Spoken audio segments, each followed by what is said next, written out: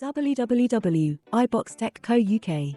Welcome to Modbus Terminal, a communication client and protocol analysis utility. Let's start with connecting to a device or another software that supports Modbus communications.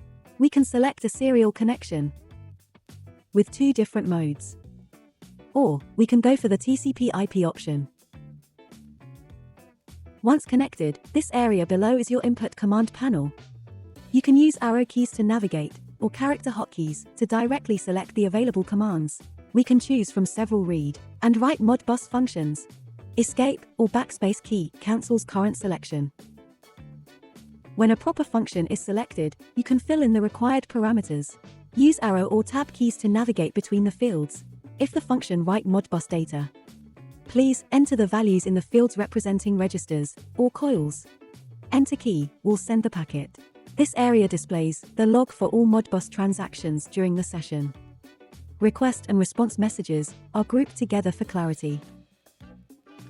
Each message is parsed properly, with the name tags widely used in Modbus standards. If a Modbus request returns standard error, it would be displayed along with its code.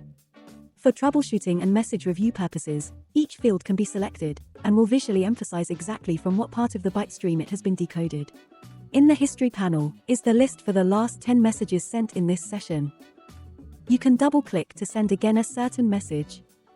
Arrow keys, enter, or space key can also be used.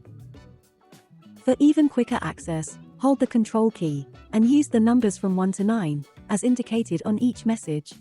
If you need to save the message information for further analysis, you can use the export function.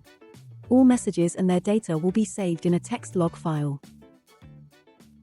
Modbus Terminal, communication client utility.